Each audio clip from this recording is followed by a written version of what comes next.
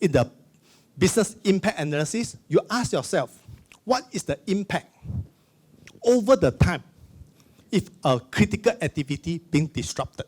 In the case your business is disrupted for 5 minutes, 5 hours, 5 days, 5 weeks, or 5 months, what is the impact to the entire prioritized activity that you want to continue in your organization?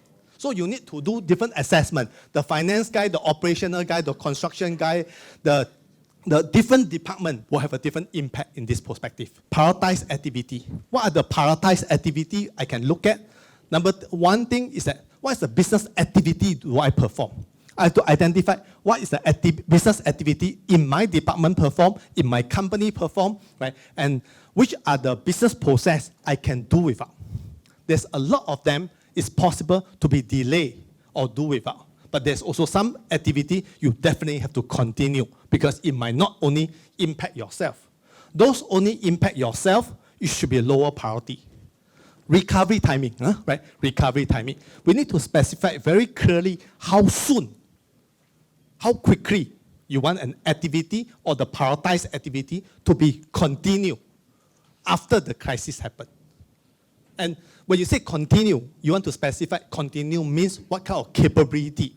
What is the quantity or what is the impact that actually if they do not carry out on that? And what is the timing you require them to perform the activity? So that is a recovery time objective. You have to set a timing specifically. And after the crisis, IT people need to bring out the system itself within 4 hours. So 4 hours is a recovery timing. And the system they're going to bring up is actually email system, the notification system, CRM software, or whatever. So you need to specify the capability as well. Dependency. Dependency can be internal dependency or can be external dependency. Internally, a lot of us will depend on each other.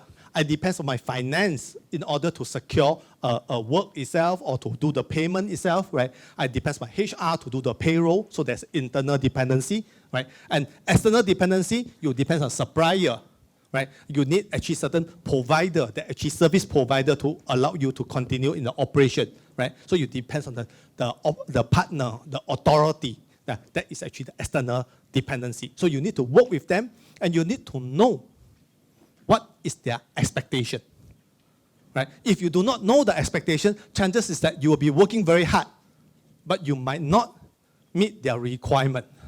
Resources that we look at, it can be actually on the people, skill set, right? And facility, information, technology, premises, supplier. So these are all the resources.